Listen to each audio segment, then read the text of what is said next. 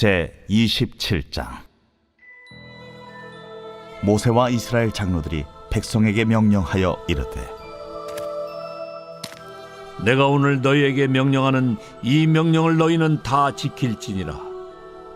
너희가 요단을 건너 내 하나님 여호와께서 네게 주시는 땅에 들어가는 날에 큰 돌들을 세우고 석회를 바르라. 요단을 건넌 후에 이 율법의 모든 말씀을 그 위에 기록하라.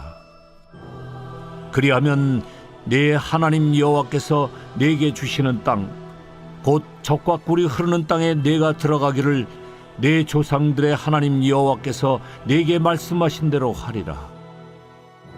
너희가 요단을 건너거든 내가 오늘 너희에게 명령하는 이 돌들을 에발산에 세우고 그 위에 석회를 바를 것이며, 또 거기서 네 하나님 여호와를 위하여 제단 곧 돌단을 쌓되 그것에 쇠 연장을 대지 말지니라.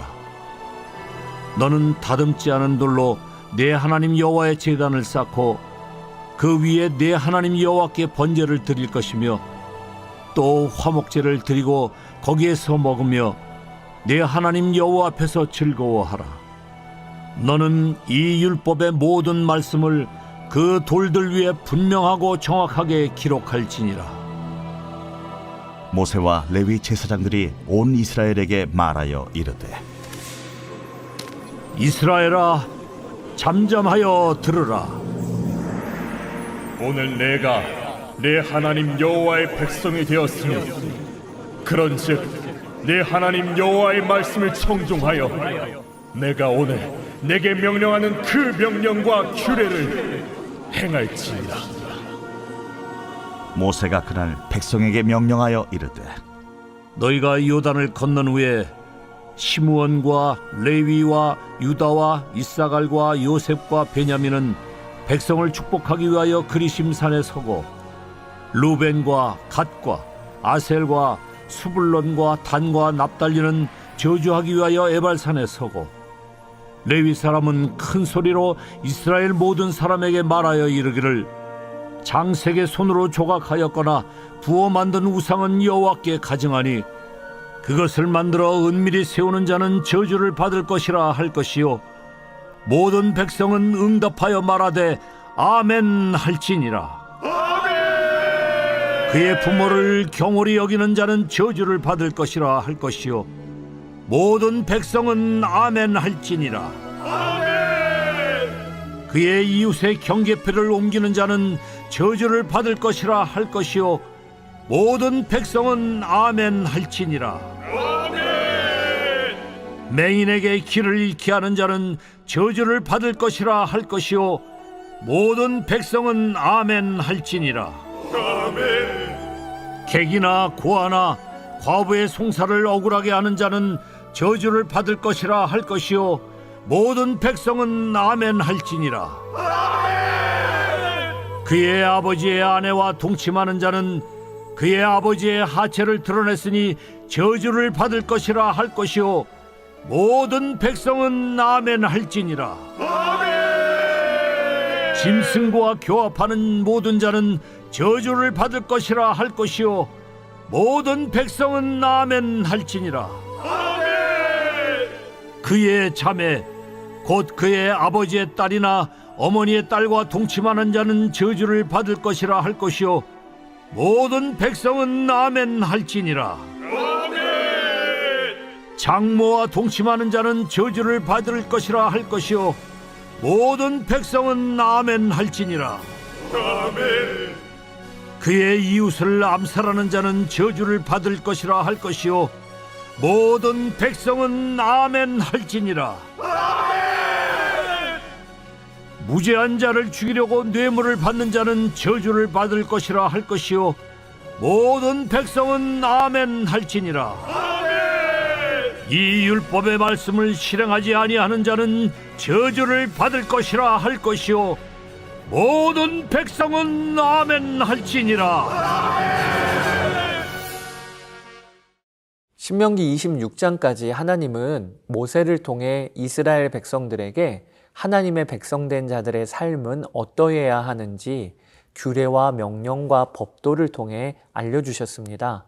이제 신명기 27장에서 하나님은 그들이 가나안 땅에 들어가면 에발산에 큰 돌을 세우고 백성에게 주신 말씀을 그 위에 새겨 넣으라고 하십니다.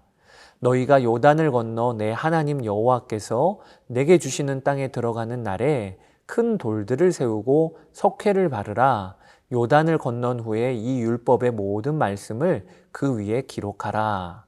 이렇게 함으로 이스라엘 백성들은 영원히 지워지지 않는 하나님의 말씀을 그들 가운데 세워놓게 될 것입니다. 하나님은 백성이 율법을 항상 보고 읽고 기억하도록 하신 것이지요. 율법을 새긴 큰 돌을 에발산에 세우면 이스라엘은 그 산에서 하나님께 제단을 쌓고 번제와 화목제를 드려야 했습니다. 이 번제와 화목제는 마치 하나님과 백성의 율법 언약식과 같은 의미가 있습니다. 이제 이스라엘은 에발산과 그리심산에 각각 6지파씩 나누어 올라가 설 것입니다. 시므온, 레위, 유다, 이사갈, 요셉, 베냐민 지파는 그리심산에 올라가고 르우벤, 갓, 아셀, 스불론, 단, 납달리는 에발산에 올라갑니다. 그리심산과 에발산에 온 지파들이 나누어 올라가면 이제 레위 사람은 큰 소리로 이스라엘 모든 이가 듣는 데서 말씀을 선포하게 될 것입니다. 선포되는 말씀의 내용은 크게 2가지입니다. 하나는 너희가 하나님의 율법을 지키면 복을 받을 것이라.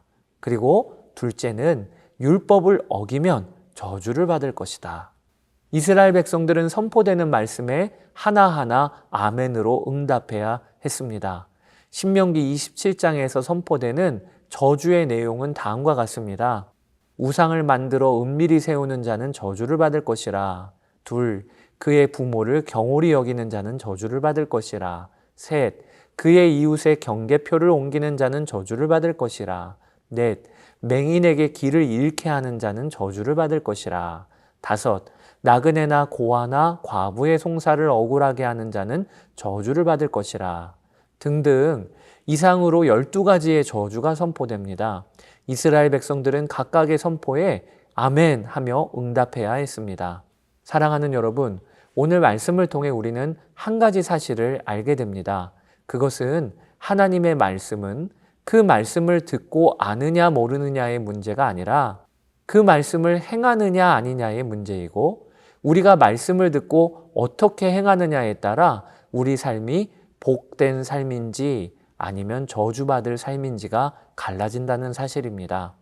하나님의 말씀에 순종하는 삶, 그 말씀대로 행하는 삶은 우리의 생명만큼 소중한 일입니다. 그러므로 우리는 반드시 말씀을 듣는 데서 끝나지 말고 순종하여 행하는 삶까지 나아가야 합니다. 또 한 가지, 오늘 말씀에 마지막으로 선포된 저주의 내용을 우리가 눈여겨보아야 합니다. 26절에 이 율법의 말씀을 실행하지 아니하는 자는 저주를 받을 것이라 라고 하세요. 하나님은 말씀을 듣고 반응이 없는 삶, 말씀을 실행하지 않는 삶도 저주를 받는다 하십니다. 즉, 말씀에 적극적으로 반역하고 불순종해야만 저주받는 것이 아니라 말씀을 듣고만 끝내는 삶도 저주받은 삶이라고 하시는 거예요. 이것이 참 두려운 말씀입니다. 우리가 말씀에 순종하는 삶이 아니면은 나머지는 저주를 받은 삶이라는 것을 알아야 하겠습니다. 오직 말씀에 순종해야만 사는 것입니다. 중간은 없는 것입니다. 이렇게 하나님의 말씀에 순종해야 할 이유는 우리가 하나님의 백성이 되기 위함이 아니에요. 오히려 하나님의 백성이 되었으니까 말씀에 순종하여 행하게 되는 것입니다. 이 순서가 참 중요합니다. 우리는 거룩하신 하나님, 만물의 왕이신 하나님의 은혜로 값없이 하나님의 백성이 되었어요. 그 은혜와 사랑에 감격하여 자연스럽게 일어나는 것이 하나님의 말씀에 대한 자발적인 순종인 것입니다. 여러분, 말씀을 듣고만 끝나는 것, 그거는 그 자체가 저주받은 삶이다. 이런 식으로 우리가 생각해야 오늘도 순종밖에 없구나. 꼭 그렇게 반응하게 되시기를 주님의 이름으로 축복합니다. 감사합니다.